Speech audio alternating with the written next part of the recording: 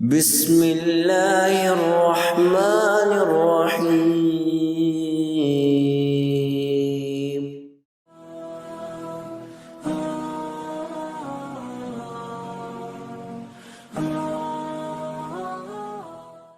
نحمده ونصلي على رسوله الكريم اعوذ باللہ من الشیطان الرجیم بسم اللہ الرحمن الرحیم رب اشرح لي صدری ویسر لي امری واحلل عقدۃ من لسانی یفقہوا قولی۔ تمام تعریفیں اللہ رب العزت کے لیے ہیں اور ہر طرح کا شکر بھی صرف اسی کے لیے ہے کہ جس نے ہمیں اسلام اور ایمان اور ہدایت جیسی عظیم نعمتوں سے سرفراز فرمایا۔ حقیقت بات یہ ہے کہ اللہ رب العزت نے ہمیں حضور اکرم صلی اللہ علیہ وسلم کا امتی بنا کر بہت ساری فضیلتیں اور برکتیں عطا کی ہیں۔ یہ ہماری بدقسمتی ہے کہ ہم اپنی اہمیت سے اور ان فضیلتوں اور برکتوں سے لا علم ہیں۔ اسی حوالے سے آج کل چونکہ موسم چل رہا ہے شجرکاری کا اور ہر طرف ہمیں ایک ہی آواز آتی ہے درخت اور پودے لگائیے، یقیناً یہ درخت اور پودے ہمارے ماحول کے لیے اور ہمارے لیے بہت مفید ہیں۔ تو اس حوالے سے ہمارے سامنے حضور اکرم صلی اللہ علیہ وسلم کی ایک اور حدیث بھی آتی ہے جس کا تعلق درخت اور پودوں سے ہے۔ آپ صلی اللہ علیہ وسلم فرماتے ہیں، اور اس حدیث کو صحیح مسلم اور صحیح بخاری نے بہت سارے راویوں سے بیان کیا ہے، اور ابن عمر رضی اللہ تعالیٰ عنہ کہتے ہیں کہ حضور اکرم صلی اللہ علیہ وسلم اپنے صحابہ کرام کے ساتھ بیٹھے ہوئے تھے، ہم سب بھی آپ کے پاس تھے، تو آپ صلی اللہ علیہ وسلم نے فرمایا مجھے ایک درخت کے بارے میں بتائیے، بھلا آپ میں سے کون پوچھتا ہے کہ ایک درخت ایسا ہے کہ جو مسلمان یا صاحب ایمان سے مشابہت رکھتا ہے، مسلمان کی طرح ہوتا ہے اور اس جیسی صفات اس درخت کے اندر بھی پائی جاتی ہیں۔ پھر چند صفات کا ذکر کرتے ہوئے آپ نے فرمایا کہ یہ وہ برکت والا اور فضیلت والا درخت ہے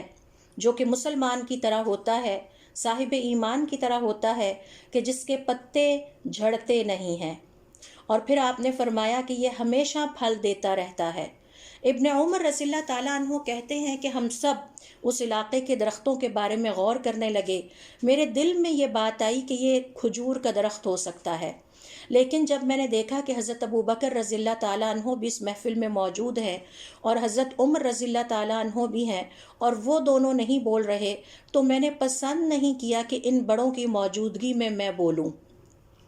اور جب ہم میں سے کسی نے بھی کوئی جواب نہیں دیا تو حضور اکرم صلی اللہ علیہ وسلم نے فرمایا یہ کھجور کا درخت ہے۔ جب ہم اس مجلس سے اٹھنے لگے تو میں نے عمر سے کہا، اے پیارے ابا جان، میرے دل میں یہ بات آئی تھی کہ یہ کھجور کا درخت ہے جو ایک مسلمان سے اور صاحب ایمان سے مشابہت رکھتا ہے یا اس جیسا ہوتا ہے۔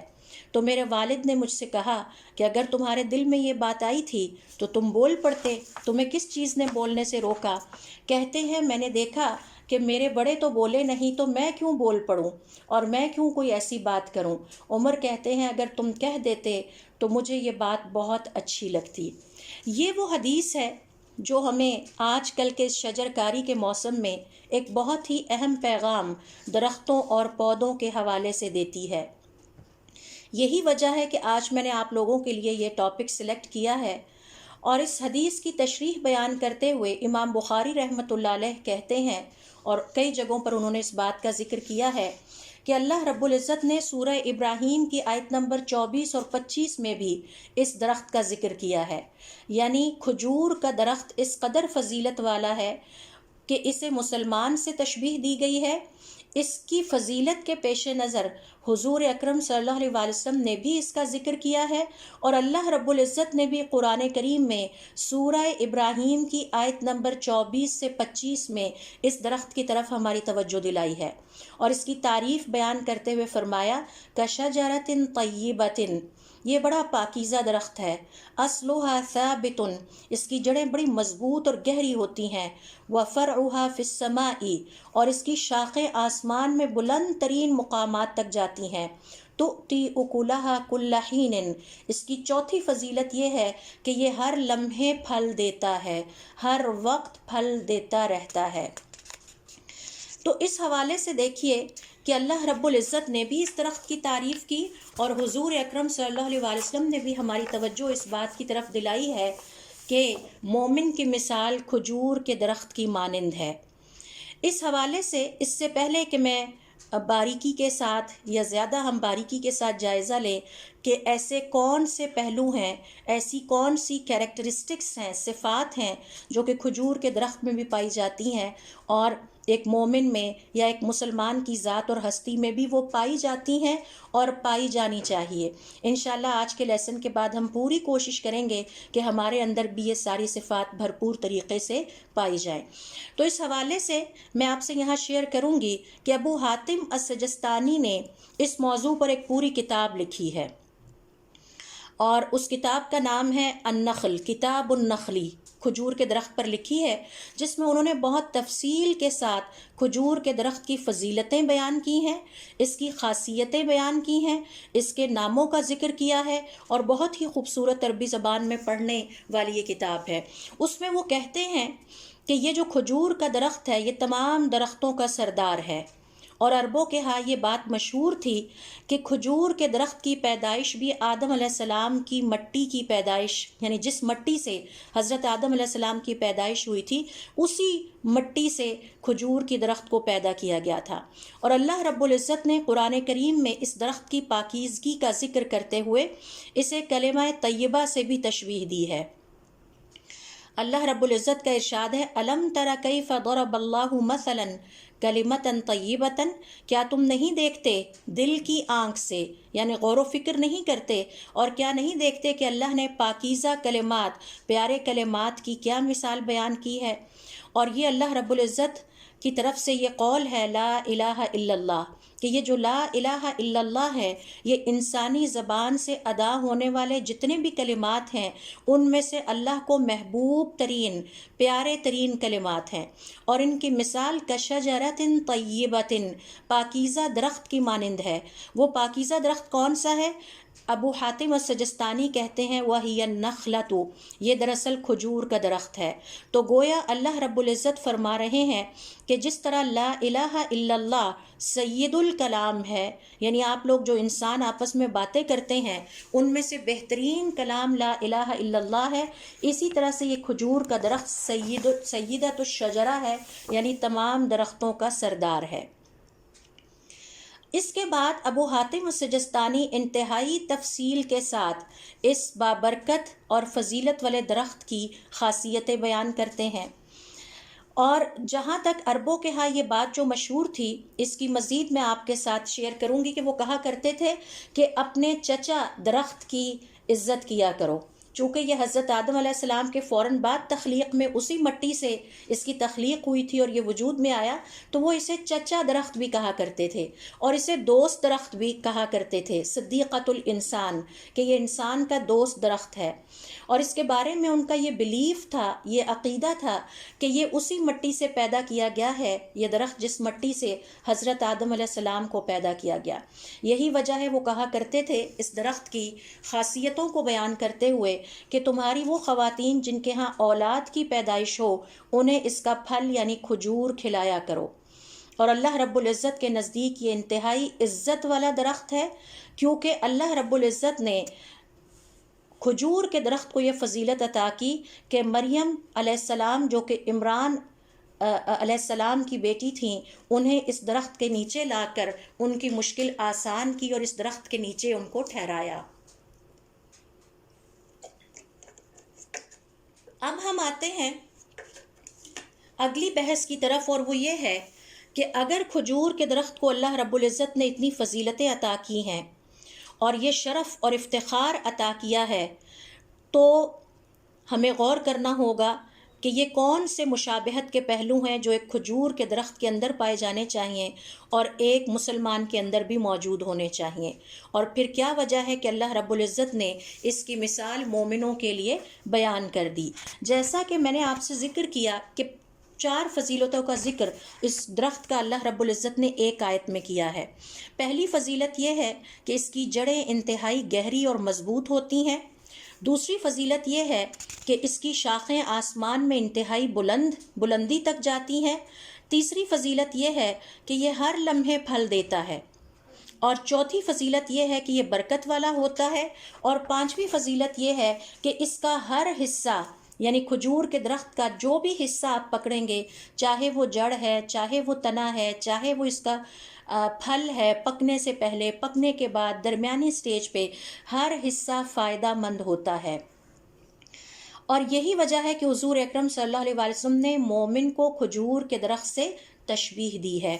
تو اب ہم نے یہ دیکھنا ہے کہ اس میں کون سے مشابہت کے پہلو پائے جاتے ہیں یا کون سی سملیرٹیز ہیں جو کھجور کے درخت میں بھی موجود ہوتی ہیں اور مسلمان کے اندر بھی موجود ہوتی ہیں۔ آخر میں ہم سیلف ایویلیویشن پہ آئیں گے اور ہم دیکھیں گے کہ کیا یہ جو اللہ رب العزت نے مثال ہمارے لیے قرآن کریم میں بیان کی ہے کھجور کے درخت کی، اور پھر حضور اکرم صلی اللہ علیہ وسلم نے اپنی حدیث میں اس کی مزید وضاحت فرمائی ہے، کیا وہ کوالٹیز ہمارے اندر بھی پائی جاتی ہیں یا نہیں پائی جاتی۔ تو اس حوالے سے دیکھیے، سب سے پہلی سملیرٹی یا سب سے پہلی مشترک صفت یا خاصیت جو کہ ایک مسلمان میں اور کھجور کے درخت میں پائی جاتی ہے، وہ یہ ہے کہ جب ہم کہتے ہیں کھجور کا درخت تو ظاہر ہے کہ ہمارے ذہن میں اس کی جڑیں بھی آتی ہیں، اس کا تنا بھی آتا ہے، اس کی ٹہنیاں اور شاخیں بھی آتی ہیں، پھر اس کے پتے بھی ہوتے ہیں اور اس کا پھل بھی ہوتا ہے۔ تو اہل علم کا کہنا ہے کہ یہ جتنے ہم نے اعضاء گنوائے ہیں جو ایک درخت میں پائے جاتے ہیں، مومن کے اندر بھی ایک درخت ایسا پایا جاتا ہے اس کے دل میں کہ جسے ہم ایمان کا درخت کہتے ہیں۔ اس ایمان کے درخت یعنی مومن جو ہے، اگر اسے ہم ایک درخت کی مانند سمجھیں تو اس کا بھی ایک تنا ہوتا ہے، اس کی بھی جڑ ہوتی ہے، اس کی بھی ٹہنیاں اور شاخیں ہوتی ہیں، اور مومن بھی پھل دیتا ہے۔ اور اس کی جو جڑ ہے وہ دراصل ایمان ہے، جسے آپ آپ کہتے ہیں آمنت باللہ و ملائکتہ و کتبہ و رسلہ، میں اللہ تعالیٰ پر ایمان لاتی ہوں، اللہ رب العزت کی کتابوں پر، اس کے پیغمبروں پر، اس کے فرشتوں پر۔ تو یہ 6 ایمان کی جو ہماری ایمان مفصل میں ہم کہتے ہیں آتی ہیں چیزیں، یہ اس کی جڑ ہیں۔ اور پھر اس کی جو شاخیں ہیں وہ نیک عمل ہیں اور مختلف قسم کے عمل صالح جو اللہ رب العزت کی ہم فرما برداریاں کرتے ہیں اور جو اللہ تعالیٰ کا تقرب حاصل کرنے کے لیے نیک کام کرتے ہیں۔ اور اس کی جو پھل ہیں، ہر وہ خیر جو ایک مومن کو دنیا میں حاصل ہوتی ہے اور آخرت میں حاصل ہوگی، اس عمل صالح کی وجہ سے، اور عمل صالح اس ایمان کے درخت کی وجہ سے جو اس کے دل میں پایا جاتا ہے، ہر وہ بھلائی جو مومن کو دنیا اور آخرت میں نصیب ہوتی ہے وہ اس ایمان کے درخت کا پھل ہے۔ اس حوالے سے عبداللہ کہتے ہیں کہ میں نے اپنے والد کو کہتے ہوئے سنا کہ ایمان کی مثال ایک درخت کی مانند ہے، اس کی جڑ دراصل شہادت یعنی گواہی دینی ہے، اور اس کا تنا اور اس کے پتوں کی مثال بھی انہوں نے بیان کرتے ہوئے اسی طرح سے بیان کی، اور پھر فرمایا کہ اس کا پھل تقوی یعنی اللہ رب العزت کی فرما برداری ہے، اور ورع یعنی بچنا ہے۔ اور کسی بھی درخت میں کوئی خیر نہیں اگر اس کا پھل نہیں، اسی طرح سے کسی بھی مسلمان میں کوئی خیر نہیں اگر اس کے اندر تقوی نہیں ہے، اور اگر اس کے اندر ورع یعنی بچنا یا پرہیزگاری کی کیفیت نہیں پائی جاتی۔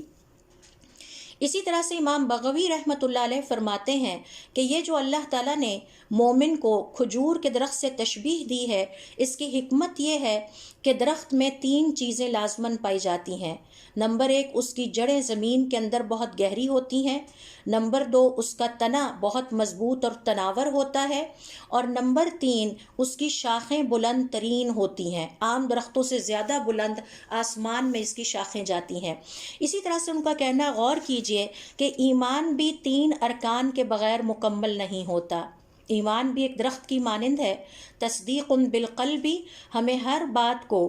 اپنے دل سے اس کی تصدیق کرنی ہے اخلاص کے ساتھ، وقول باللسان، اور دوسرا رکن ہے زبان سے ہمارا جو قول ہے، اور تیسرے نمبر پر یعنی لا الہ الا اللہ کہنا، اور تیسرے نمبر پر اپنے جسم سے یا اپنے بدن سے، اپنے اعضاء سے اللہ رب العزت کی فرما برداری کرنا، یعنی اپنے جسم اور اپنے اعضاء کو اللہ رب العزت کی فرما برداری پر لگانا۔ تو دیکھیے، درخت میں جڑیں ہیں، تنا ہے اور شاخیں ہیں، اور ایمان کھجور کے درخت میں، اور ایمان کے درخت میں دل سے تصدیق ہے، یہ جڑوں کی مانند ہے، مضبوط تنا دراصل زبان سے تصدیق کا اظہار یعنی گواہی دینا ہے، اور اس کی شاخیں آپ کے وہ نیک عمل ہیں جو آپ کے جسم کے اعضاء اس ایمان کے نتیجے میں کرتے ہیں۔ مثال کے طور پر جب آپ آنیسٹی سے کام لیتے ہیں تو آپ کیوں لیتے ہیں؟ آپ کے ایزا ڈس آنیسٹی میں کیوں نہیں مبتلا ہوتے؟ کیونکہ آپ کے دل میں ایک بیج ہے، ایک پودا ہے جو ایمان کا ہے. آپ کو یہ یقین ہے کہ میرا رب مجھے دیکھ رہا ہے، لہٰذا آپ ڈس آنیسٹی کی بجائے آنیسٹی یعنی امانت اور دیانت کا راستہ اختیار کرتے ہیں. پھر اسی طرح سے آپ نماز کیوں ادا کرتے ہیں؟ کیونکہ آپ کے دل میں کہیں یہ یقین پایا جاتا ہے کہ میرا ایک رب ہے جو میرے تمام اعمال کی نگرانی کر رہا ہے، اس کو دیکھ رہا ہے، اور میرے یہ اعمال کہیں ریکارڈ ہو رہے ہیں، لہٰذا آپ اٹھ کر نماز کی ادائیگی کرتے ہیں. تو یہ ہے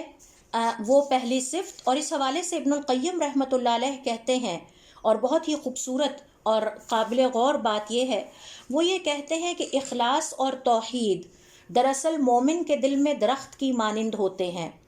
اور اس کی شاخیں اعمال ہوتے ہیں، اور اس کا پھل دنیا اور آخرت میں پاکیزہ، پرسکون اور پیاری سی زندگی ہوتی ہے. تو جو مومن ہوتا ہے وہ بہت پاکیزہ، پرسکون اور بڑی خوبصورت زندگی گزارتا ہے، اور آخرت میں ہمیشہ اس کے پھل میں، جو دنیا کے پھل ہیں وہ پاکیزہ زندگی ہے، پرسکون زندگی ہے، اور آخرت کا جو پھل ہے وہ آخرت کی زندگی میں نہ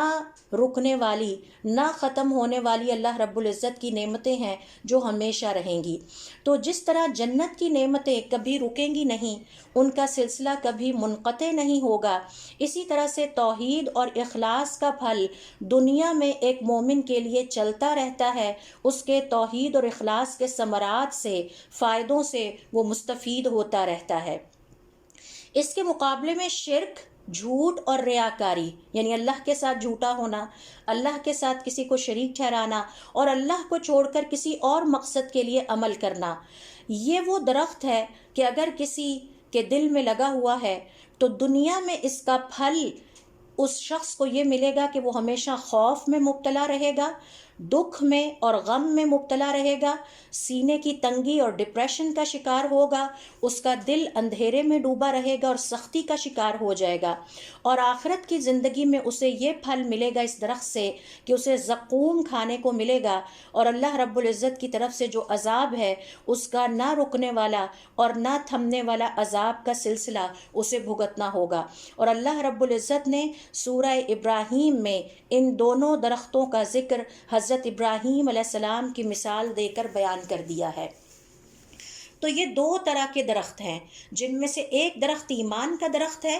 اور اس کی شاخیں نیک عمل ہیں، اور پھر اس کا پھل دنیا میں پرسکون زندگی ہے، مطمئن زندگی ہے، اور آخرت میں کبھی نہ رکنے والی، کبھی نہ تھمنے والی نعمتیں ہیں. اور دوسرا درخت جو کسی انسان کے دل میں لگا ہو سکتا ہے وہ یہ ہے کہ شرک اور جھوٹ اور ریاکاری کا درخت ہے، اور اس کا دنیا میں پھل یہ ملتا ہے کہ ایسا شخص خوف کا، شکوک اور شبہات اور پریشانی اور غم کا شکار رہتا ہے، سینے کی تنگی، ڈپریشن، پریشانیاں، دل کا اندھیرا اور دل کی سختی کا شکار رہتا ہے. جبکہ آخرت میں بدترین پھل یہ ہوگا کہ اسے زقوم کھانا پڑے گا، اور پھر اسے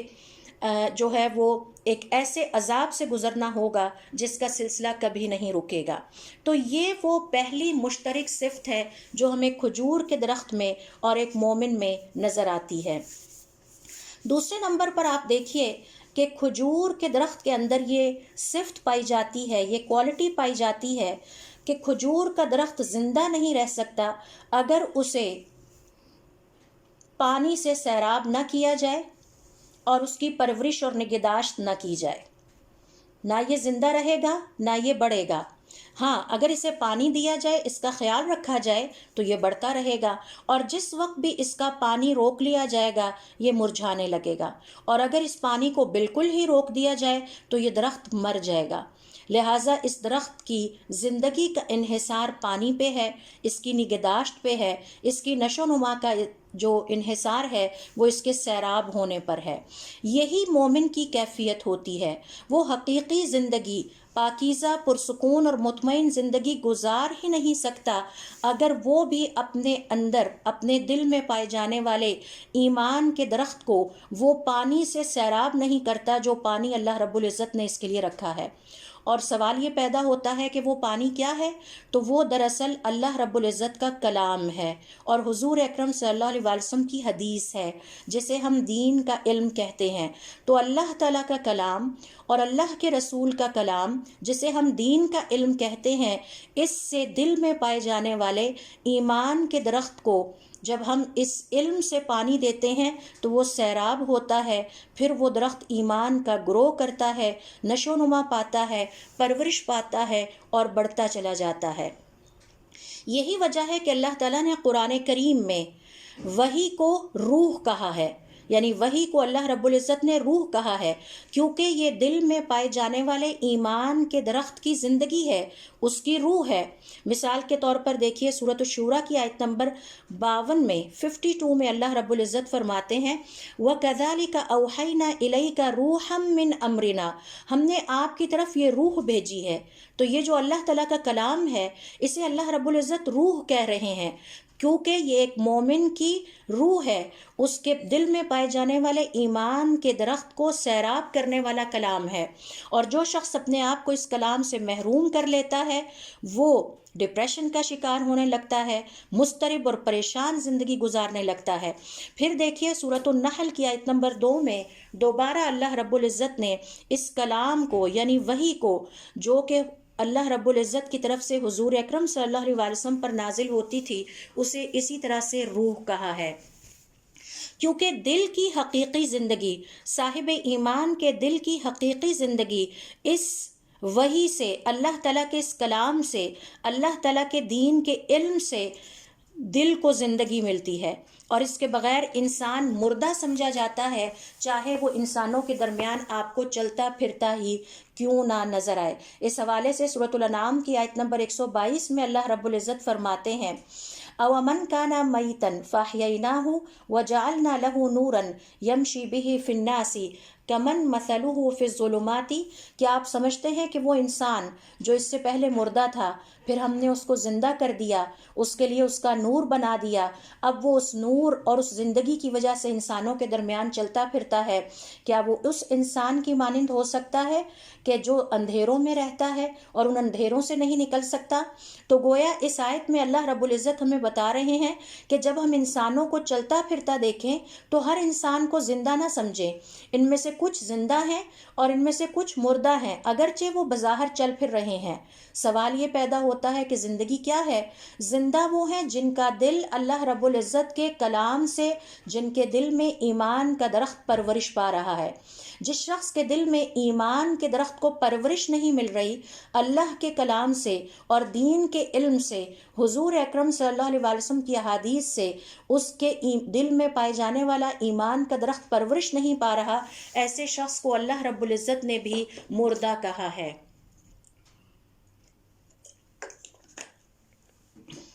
اور یہی وجہ ہے کہ یہاں پر مومن اور کھجور کے درخت میں یہ مماثلت پائی جاتی ہے کہ کھجور کا درخت پانی کے بغیر زندہ نہیں رہ سکتا،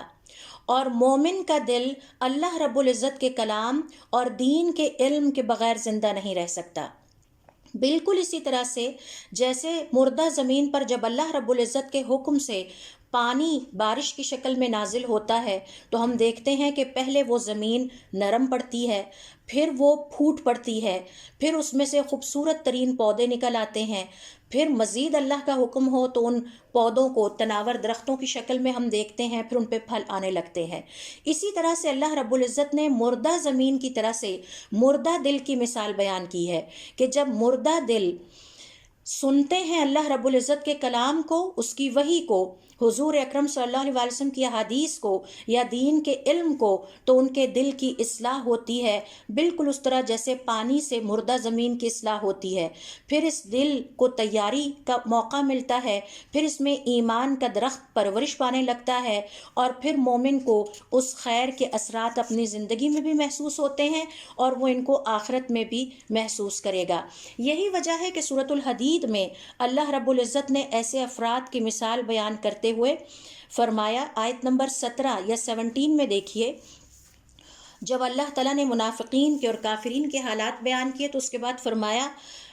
اعلموا ان اللہ یحیی الارض بعد موتها، جان لیجئے کہ اللہ تعالیٰ ہی ہے جو کہ مردہ زمین کو زندہ کرتا ہے۔ قد بینا لکم الآیات، ہم نے ہر بات تمہارے لیے بیان کر دی ہے، لعلکم تعقلون، تاکہ تم سمجھ جاؤ۔ اس آیت میں اس حقیقت کی طرف اشارہ ہے کہ وہ ہستی جو مردہ زمین کو زندہ کر ڈالتی ہے پانی کے ذریعے سے، وہی ہستی ہے کہ جو مردہ دلوں کو اپنے کلام کے ذریعے سے زندگی عطا کرتی ہے۔ لیکن ان حقیقتوں کی طرف توجہ انہی لوگوں کی ہوتی ہے جو اللہ رب العزت کے عقل مند بندے ہیں، یعنی اپنی عقل کو استعمال کرنے والے ہیں۔ لہٰذا اس مثال سے ہمیں پتہ یہ چلا کہ اسلام کا درخت جو کہ ہمارے دلوں میں پایا جاتا ہے، اگر ہم اس کا خیال نہیں رکھیں گے، اگر ہم اس کی پرورش نہیں کریں گے اور اس کو پانی نہیں دیں گے، اور یہ پانی کون سا پانی ہے؟ دین کا علم ہمارے دل میں پائے جانے والے درخت کے لیے پانی کا کام دیتا ہے، اور پھر عمل صالح کے ذریعے سے اس کی پرورش نہیں کریں گے، اللہ رب العزت کو یاد کرنے کے ذریعے سے اس کی پرورش نہیں کریں گے، تو اس کے نتیجے میں ہمارے دل بھی مردہ ہو جائیں گے اور ایمان کا یہ درخت مرجھا جائے گا، اور عین ممکن ہے زیادہ لمبا وقت گزرا تو یہ ختم ہی ہو جائے۔ حضرت ابو ہریرہ رضی اللہ تعالیٰ عنہ کہتے ہیں کہ حضور اکرم صلی اللہ علیہ وسلم کا ارشاد ہے کہ تمہارے دلوں میں ایمان اسی طرح سے بوسیدہ ہونے لگتا ہے جیسے تمہارے کپڑے بوسیدہ ہونے لگتے ہیں، لہٰذا اپنے ایمان کی تجدید کرتے رہو، یعنی اس کو ریفریش کرتے رہیں۔ تو پتہ یہ چلا کہ ہمیں اپنے ایمان کے درخت کو پہچاننا بھی ہے، جاننا بھی ہے، اور پھر اس کو سیراب بھی کرتے رہنا ہے تاکہ یہ ختم نہ ہو جائے۔ تو یہ وہ حقیقت ہے یا وہ دوسری صفت ہے جو کہ ہم پاتے ہیں کہ کھجور کے درخت اور مسلمان کے اندر پائی جاتی ہے۔ یہی وجہ ہے کہ اہل علم کا کہنا ہے، ذرا نوٹ کیجئے کہ دن میں اللہ رب العزت نے 5 وقت کی نمازیں فرض کی ہیں، مختلف موقعوں پر مختلف عبادتیں فرض کی ہیں، یہ صرف اس لیے ہے کہ زیادہ دیر نہ گزرنے پائے اور ہم اپنے ایمان کے درخت کی پرورش کرتے رہیں۔ آپ نے فجر کی نماز پڑھی، اللہ رب العزت کو یاد کیا، آپ کے ایمان نے گرو کیا۔ پھر آپ نے ظہر کی نماز پڑھی، اللہ رب العزت کو یاد کیا، آپ کے ایمان نے گرو کیا۔ پھر آپ نے عصر کی نماز پڑھی، مغرب کے وقت یاد کیا، عشاء کے وقت یاد کیا، ضحیٰ کے نوافل ادا کیے، چاشت کے نوافل ادا کیے، تو بار بار ہر تھوڑی تھوڑی دیر کے بعد گویا آپ اپنے ایمان کے درخت کو پانی دے رہے ہیں اور آپ اس کی پرورش کر رہے ہیں۔ پھر آپ کو موقع ملا دن میں کسی وقت آپ نے دین کا علم 1 گھنٹے کے لیے حاصل کیا، کوئی نیا کانسیپٹ سیکھا، کوئی نئی بات سیکھی، تو گویا آپ کے ایمان کے درخت کی بار بار پرورش ہو رہی ہے۔ تو یہ اللہ رب العزت کی بہت بڑی نعمت ہے، اس کی رحمت ہے کہ اس نے ہمارے اوپر یہ فرض کر دیا ہے کہ ہم اپنے ایمان کے درخت کو پانی دیتے رہیں، عبادت کے ذریعے، اللہ رب العزت کی فرما برداری کے ذریعے، اور اس کے دین کا علم حاصل کرنے کے ذریعے۔ تیسرے نمبر پر دیکھیے کہ مومن اور کھجور کے درخت میں یہ مماثلت پائی جاتی ہے کہ کھجور کا درخت بہت ہی مضبوط درخت ہوتا ہے اور اس کی جڑیں زمین کے اندر بہت گہری ہوتی ہیں۔ اللہ رب العزت نے خود جو کہ اس درخت کا خالق ہے، اس کی تعریف بیان کرتے ہوئے، اس کی فضیلت بیان کرتے ہوئے فرمایا کہ اس کی جڑیں بڑی گہری ہوتی ہیں۔ اصلھا ثابت، یہی ایک مسلمان کے ایمان کی شان ہوتی ہے کہ اس کے دل میں ایمان کے درخت کی جڑیں بہت گہری ہوتی ہیں، اتنی گہری کہ باہر کے بدلتے ہوئے حالات، بدلتے ہوئے نظریات اس کے ایمان کے درخت کو ہلا نہیں پاتے۔ وہ ہمیشہ، چاہے حالات اس کی فیور میں ہوں، چاہے حالات اس کے خلاف ہوں، وہ اپنے اس ایمان کے درخت کی جڑیں گہری ہونے کی وجہ سے حالات کے سامنے سر نہیں جھکاتا، کمپرومائز نہیں کرتا، اللہ تعالیٰ کے دین کو ترک نہیں کرتا، کیونکہ اسے پتہ ہوتا ہے کہ اس کی صرف ایک ہی ذمہ داری ہے کہ اس نے دنیا کی زندگی میں اللہ تعالیٰ کی فرما برداری کرنی ہے۔ یہ اوقات اچھے برے آتے جاتے رہیں گے، حالات بدلتے رہیں گے، یہ اس کی آزمائش ہے، لہٰذا اس کے ایمان کا درخت متزلزل نہیں ہوتا۔ اس کی مزید وضاحت ہمارے ائمہ کرام اس طرح سے کرتے ہیں کہ امام اوزاعی رحمۃ اللہ علیہ سے سوال کیا گیا کہ کیا ایمان بڑھتا ہے؟ انہوں نے کہا ہاں، حتیٰ کہ اس کا والیوم پہاڑ سے بھی زیادہ ہو جاتا ہے۔ پھر ان سے پوچھا گیا کیا ایمان گھٹتا ہے؟ انہوں نے کہا ہاں، حتیٰ کہ اتنا گھٹ جاتا ہے کہ اس میں سے کچھ بھی نہیں بچتا۔ یعنی بعض اوقات ایمان اتنا مضبوط ہو جاتا ہے کہ اس کے اندر طاقت اور قوت ایک پہاڑ سے بھی زیادہ ہوتی ہے، اور بعض موقعوں پر اتنا کم ہو جاتا ہے کہ اس میں سے کچھ بھی نہیں بچتا۔ تو گویا ہمیں اپنے ایمان کی پرورش کی ہمیشہ کیئر کرنی چاہیے۔ امام احمد رحمۃ اللہ علیہ سے جب پوچھا گیا کہ کیا ایمان گھٹتا اور بڑھتا ہے، تو انہوں نے کہا ہاں، یہ اتنا بڑھتا ہے کہ حتیٰ کہ یہ 7 آسمانوں سے بھی اوپر تک اس کا حجم چلا جاتا ہے، والیوم چلا جاتا ہے، اور بعض اوقات یہ اتنا کم ہو جاتا ہے کہ یہ اسفل السافلین یعنی اس کائنات کے سب سے نچلے طبقے میں بھی یہ دب جاتا ہے۔ تو اس لیے تیسری بات ہمیں یہ پتہ چلی کہ جس طرح کھجور کے درخت کی جڑیں بڑی گہری ہوتی ہیں، اور گہری جڑیں دراصل اس درخت کو طاقت دیتی ہیں کہ وہ قائم رہے، وہ ہلے نہیں، چاہے کتنی ہی مخالف ہوائیں کیوں نہ چلیں، حالات بدلتے رہیں، آندھی طوفان بھی آئے، وہ درخت اپنی جگہ پر کھڑا رہتا ہے۔ اسی طرح سے ایک مومن کا ایمان ہوتا ہے، اس کے ایمان کی جڑیں اس کے دل میں اتنی گہری ہونی چاہیے کہ دنیا میں جو تغیر اور تبدل آئیں، مختلف حالات اور مواقع آئیں، ٹیمپٹیشنز آئیں، وہ اسے اس کے ایمان سے ہلا نہ سکیں۔ چوتھی صفت جو ہم دیکھتے ہیں کھجور کے پودے میں پائی جاتی ہے، اور ایک مسلمان کے اندر بھی ہونی چاہیے، اور وہ یہ ہے کہ کھجور کا درخت ہر زمین میں نہیں اگتا، نہ جڑ پکڑتا ہے، بلکہ یہ خاص قسم کی زمین میں ہی اگتا ہے جس کی مٹی اچھی ہو اور اس کے لیے مناسب ہو۔ کھجور کے درخت میں یہ خاصیت پائی جاتی ہے کہ بعض جگہوں پر تو یہ بالکل نہیں اگتا، بعض میں اگتا ہے لیکن یہ پھل نہیں دیتا، بعض میں پھل تو دیتا ہے لیکن اس کا پھل کمزور ہوتا ہے، کسی زمین پر یہ اگتا ہے اور بہترین پھل دیتا ہے۔ تو اس کا مطلب یہ ہوا کہ ہر زمین کھجور کے درخت کے لیے مناسب نہیں ہے۔ ابو حاتم السجستانی کہتے ہیں یہی انسانوں کی مثال ہے، اور اس حوالے سے اہل علم کا یہ کہنا ہے کہ یہی صاحب ایمان کی مثال ہے۔ ایمان ہر دل میں جڑ نہیں پکڑتا، بلکہ صرف اسی دل میں جڑ پکڑتا ہے جس کے لیے اللہ تعالیٰ نے ہدایت لکھ دی ہو۔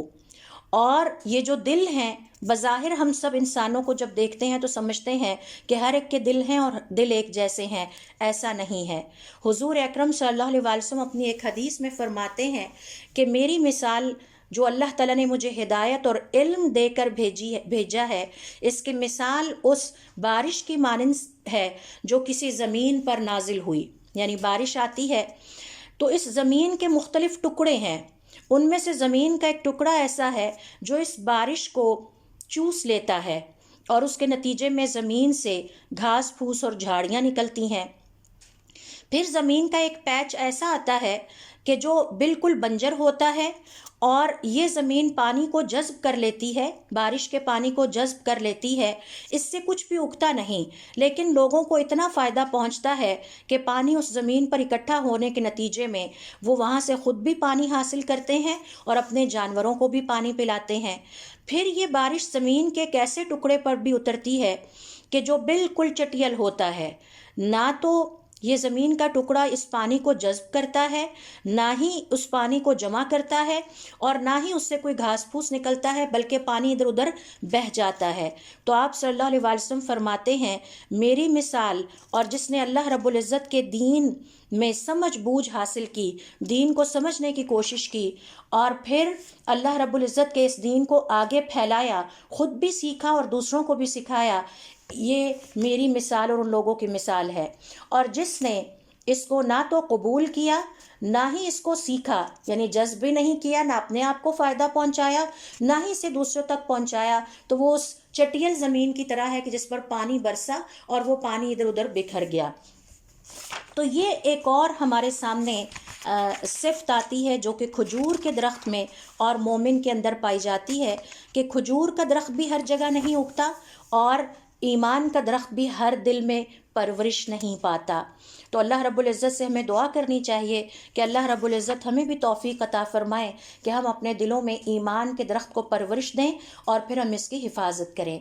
پانچویں کوالٹی جو کھجور کے درخت کے اندر پائی جاتی ہے اور ایک مسلمان یا صاحب ایمان کے اندر بھی پائی جاتی ہے، وہ یہ ہے کہ بعض اوقات کھجور کے درخت کے ارد گرد ایسی جڑی بوٹیاں اگ جاتی ہیں جو کہ کھجور کے درخت کو نقصان پہنچاتی ہیں اور اس کی پرورش یا گروتھ کے پروسیس کو کمزور کرنے لگتی ہیں،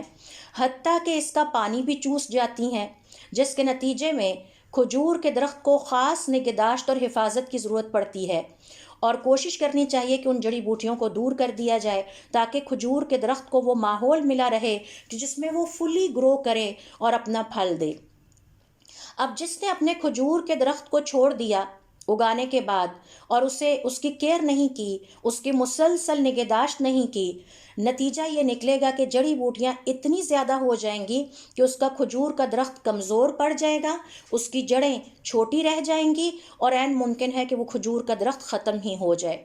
یہی کیفیت ایک مومن کی ہوتی ہے،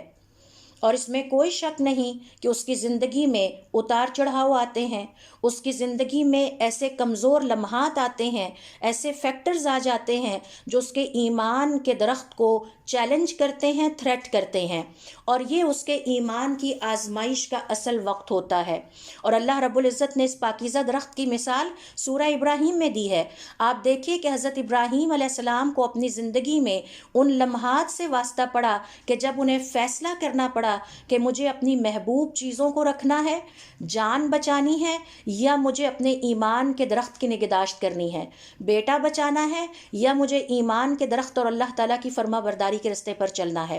تو جو مومن کی زندگی میں بھی جڑی بوٹیاں دراصل مثال ہے اس بات کی کہ اس کی زندگی میں ایسے لمحات آتے ہیں، ایسے عوامل یا فیکٹرز آتے ہیں کہ جو اس کے ایمان کے درخت کے جڑی بوٹیوں کی طرح دشمن ثابت ہو سکتے ہیں۔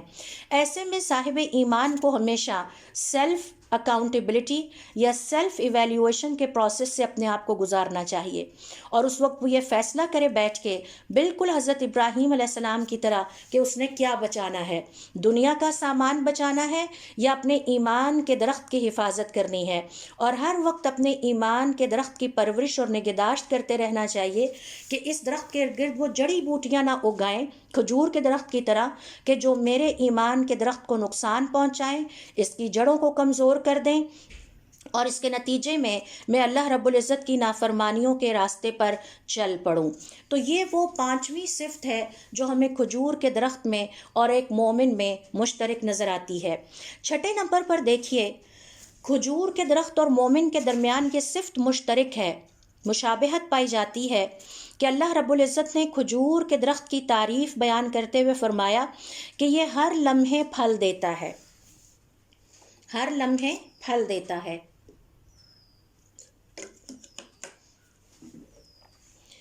اور کھجور کے درخت کی صفت یہ ہے، کوالٹی یہ ہے، فضیلت یہ ہے کہ دن ہو یا رات ہو، سردی ہو یا گرمی ہو، بہار ہو یا خزاں ہو، کسی نہ کسی شکل میں انسان کو اس کا پھل ملتا رہتا ہے، چاہے کھجور کی شکل میں ملے، یہ کھجور کچی ہو تو بھی انسان کے لیے مفید ہے، پک جائے تو بھی انسان کے لیے مفید ہے، ہر طرح سے انسان کو اس درخت سے فائدہ پہنچتا ہے۔ یہی مثال ایک مومن کی ہے۔ اہل علم کا یہ کہنا ہے کہ مومن ہر لمحے اپنے نفس کو اور اپنے ماحول کو فائدہ پہنچانے والا ہوتا ہے۔ دوستوں میں بیٹھتا ہے تو فائدہ پہنچاتا ہے، اپنے کولیگز میں ہوتا ہے تو فائدہ پہنچاتا ہے، اپنے طالب علموں کے ساتھ ہوتا ہے تو فائدہ پہنچاتا ہے، اپنے ہمسائے کے ساتھ ہوتا ہے تو اسے فائدہ پہنچاتا ہے، اپنے مہمان کے ساتھ بیٹھتا ہے تو اسے فائدہ پہنچاتا ہے، گھر آ کر اپنے بچوں کے ساتھ بیٹھتا ہے تو ان کے لیے مفید ہوتا ہے، کسی گیدرنگ میں جاتا ہے تو وہاں مفید ہوتا ہے، نقصان تھوڑی پہنچاتا ہے۔ پھر اسی طرح سے ربیع ابن انس کہتے ہیں کل حین، ہر لمحے سے مراد یہ ہے کہ صبح و شام مفید اعمال مسلسل رپورٹ کی شکل میں اللہ رب العزت کی طرف بلند ہوتے رہتے ہیں۔ یہ تو ہو ہی نہیں سکتا کہ کسی مسلمان کی رپورٹ خالی جائے، یہ تو ہو ہی نہیں سکتا کہ کسی صاحب ایمان کی رپورٹ میں یہ لکھ کر چلا جائے کہ آج اس نے نمازیں ادا نہیں کی۔ عصر کے وقت بھی اللہ رب العزت کی طرف نیک اعمال اٹھائے جاتے ہیں، فجر کے وقت بھی اللہ رب العزت کی طرف نیک اعمال اٹھائے جاتے ہیں۔ کیا ہم نے کبھی سوچا کہ ہماری فجر کی رپورٹ میں آج کیا گیا ہے اور ہمارے عصر کی رپورٹ میں آج کیا گیا ہے؟ تو چونکہ کھجور کا درخت ہمیشہ اس کا پھل ہمیشہ کھایا جاتا ہے، دن ہو تو بھی کھایا جاتا ہے، رات ہو تو بھی مفید ہے، سردی گرمی میں مفید ہے، اسی طرح سے مومن بھی کسی موسم کا، کسی موقع کا پابند نہیں ہے۔ ہر لمحے وہ اللہ رب العزت کی فرما برداری میں لگا ہوتا ہے۔ نماز پڑھ کے فارغ ہوا تو ذکر میں لگ گیا، ذکر سے فارغ ہوا تو مریض کی عیادت کو چل پڑا، وہاں سے واپس آیا تو گھر والوں کی خدمت میں لگ گیا، گھر والوں کی خدمت میں سے فارغ ہوا تو نوافل کی ادائیگی میں لگ گیا، اس سے فارغ ہوا تو دین کا علم سیکھنے بیٹھ گیا، اس سے فارغ ہوا تو سکھانے بیٹھ گیا، اس سے فارغ ہوا تو اس پہ عمل کرنا شروع کر دیا۔ ہر لمحے وہ پھل دے رہا ہوتا ہے۔ کسی موسم کا، کسی سیزن کا، دن اور رات کا وہ پابند نہیں ہوتا۔ دن کو بھی اللہ تعالیٰ کی عبادت کرتا ہے، رات کو بھی اللہ تعالیٰ کی عبادت کرتا ہے، تنگی میں بھی اللہ تعالیٰ کی عبادت کرتا ہے، ترسی میں بھی اللہ تعالیٰ کی عبادت ہی کرتا ہے۔ تو یہ مثال ہے کل حین ان کی۔ ساتویں جو ہمیں صفت نظر آتی ہے، مشابہت نظر آتی ہے کھجور کے درخت اور مومن میں، وہ یہ ہے کہ اللہ رب العزت نے کھجور کے درخت کو برکت والا بنایا ہے، اس کا ہر جزو برکت والا ہے۔ کھجور کے درخت کا کوئی بھی آپ جزو پکڑ لیں، اس کی جڑ میں بھی فائدے ہیں، تنے میں بھی فائدے ہیں، اس کے پتوں میں بھی انسانوں کے لیے فائدے ہیں، اس کے پھل میں بھی، حتیٰ کہ گٹھلیوں میں بھی فائدہ ہے۔ یہی وجہ ہے کہ حضور اکرم صلی اللہ علیہ وسلم فرمایا کرتے، ایک برکت والا درخت ایسا ہے کہ جس کی مثال مسلمان کی برکت جیسی ہے۔ تو آپ کو اللہ تعالیٰ نے مسلمان بنا کے برکت والا بنایا ہے، مفید بنایا ہے۔ یہ کھجور کے درخت کا ہمیں پیغام ہے۔ اور اس حوالے سے آپ دیکھیے کہ علماء کرام کا یہ کہنا ہے کہ مسلمان بھی ہر لمحے میں برکت والا ہوتا ہے، اپنے ہمسائے کے لیے برکت والا ثابت ہوتا ہے۔ کیسے؟ میں نے ایک واقعہ پڑھا تو میں حیران ہو گئی۔ تاریخ کا واقعہ ہے کہ گھر کرائے پر کسی فیملی نے لینا تھا، تو انہوں نے ایک یہودی سے بات چیت کی، تو یہودی نے عام مارکیٹ ریٹ سے زیادہ کرایہ طلب کیا۔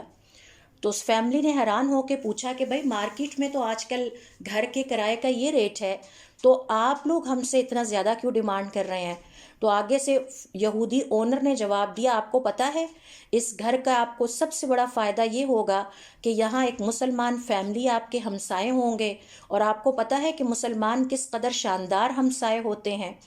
تو یعنی اس گھر کی قیمت بڑھ گئی کہ جس کے ہمسائے مسلمان تھے۔ تو مسلمان ہمیشہ برکت کا سبب ہوتا ہے اپنے نفس کے لیے، اور ہمیشہ اپنے ماحول میں اللہ تعالیٰ کی برکتیں پھیلانے والا ہوتا ہے، مفید ہوتا ہے۔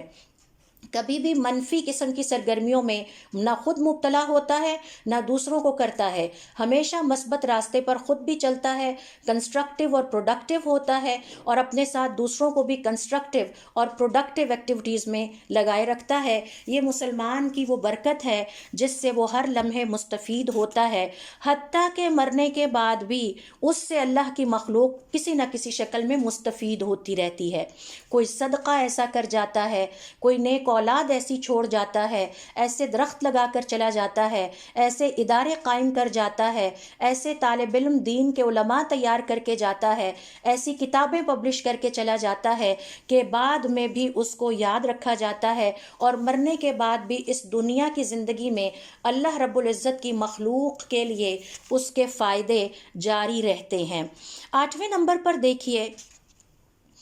کہ اللہ رب العزت نے جو کھجور کے درخت اور مسلمان کی تشبیہ بیان کی ہے، اس میں سے 8ویں تشبیہ یہ ہے، حضور اکرم صلی اللہ علیہ وسلم فرماتے ہیں کھجور کے درخت کی ایک فضیلت یہ ہے کہ اس کے پتے نہیں گرتے۔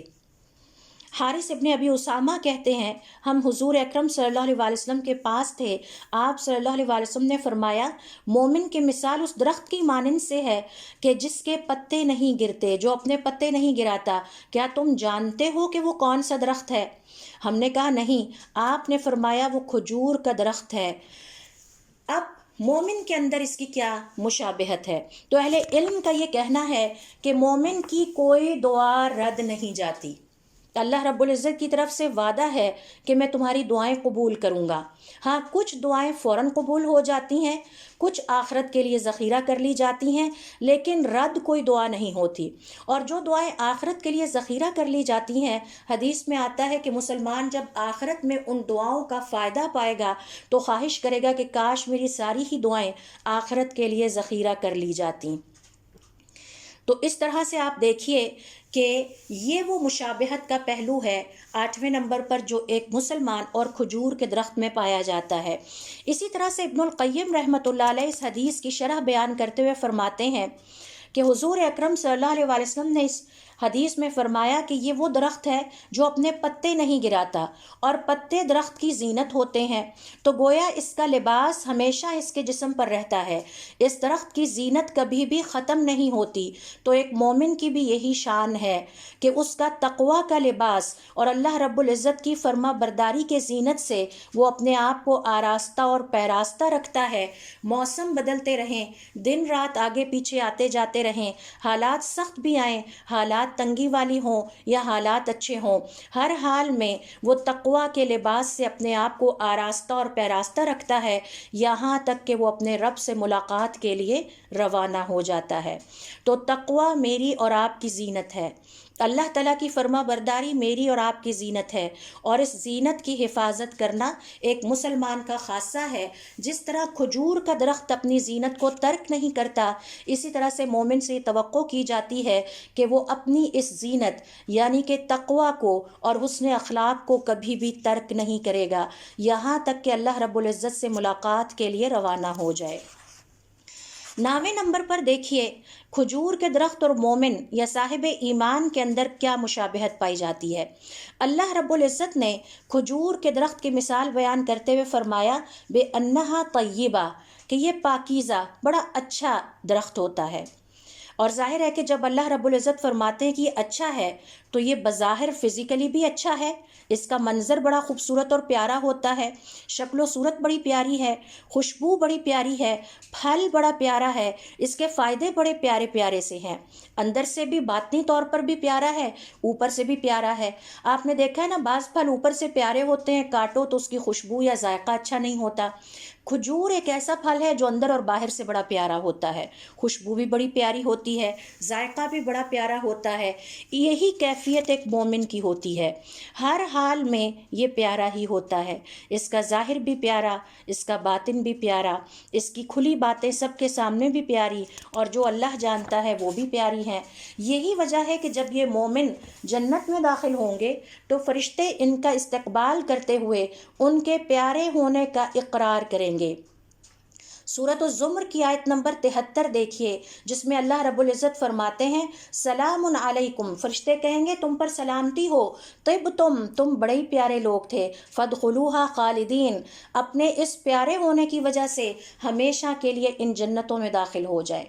پھر دیکھیے سورۃ النحل کی آیت نمبر 2 میں اللہ رب العزت کا ارشاد ہے کہ موت کے وقت جب ان پیارے لوگوں کا انتقال ہوتا ہے تو وہ بھی بڑے ہی پیارے اور پاکیزہ طریقے سے ہوتا ہے۔ الذین تتوفاہم الملائکۃ، یہ وہ پیارے لوگ ہیں کہ جنہیں جب ہمارے فرشتے فوت کرتے ہیں، ان کی روحیں قبض کرتے ہیں، طیبین، پیارے انداز سے، یقولون، کہتے ہیں، سلام علیکم، تم پر سلامتی ہو، ادخلوا الجنت، چلو اب اللہ تعالیٰ کی جنتوں میں داخل ہو جاؤ، بما کنتم تعملون، دنیا کی زندگی میں جو تم پیارے پیارے کام کرتے رہے۔ تو یہ پیارا ہونا، پاکیزہ ہونا، صاحب ایمان کی ہر حال میں پیارا اور پاکیزہ اور مفید ہونا، یہ صاحب ایمان کی پہچان ہے۔ بالکل اسی طرح سے جیسے کھجور کے درخت میں بہت سارے فائدے ہیں، ہر چیز ہی فائدہ پہنچاتی ہے، اسی طرح سے مومن کی ہر چیز فائدے والی ہوتی ہے، اس کا بولنا فائدے والا، اس کا خاموش ہونا فائدے والا، غور و فکر فائدے والا، اس کا کام کرنا فائدے والا، ہر طرح سے مسلمان مفید ہوتا ہے، حتیٰ کہ موت کے بعد بھی اس دنیا سے چلا جاتا ہے لیکن اس کی ذات سے اللہ تعالیٰ کی مخلوق کو، اس کائنات کے ماحول کو فائدے ہی پہنچتے رہتے ہیں۔ آج ہمارا اس حوالے سے یہ سیشن 1 تھا۔ ابھی ہماری یہ ڈسکشن کمپلیٹ نہیں ہوئی، انشاءاللہ ہم پارٹ 2 میں اس کو کمپلیٹ کریں گے۔ اللہ رب العزت سے دعا ہے کہ وہ ہمارے اندر ہمیں بھی توفیق عطا فرمائے کہ ہم اپنے اندر یہ پیاری پیاری کوالٹیز پیدا کر سکیں، تاکہ اللہ رب العزت کو کے محبوب بندوں میں ہمارا شمار ہو سکے، اور ہمیں دین کا علم سیکھنے کی توفیق عطا فرمائے، اس پر عمل کرنے کی توفیق عطا فرمائے، اور اپنے پیاروں تک اور کل انسانیت تک اس پیغام کو پہنچانے کی توفیق عطا فرمائے۔ سبحانک اللہم و بحمدک اشہد ان لا الہ الا انت استغفرک و اتوب الیک۔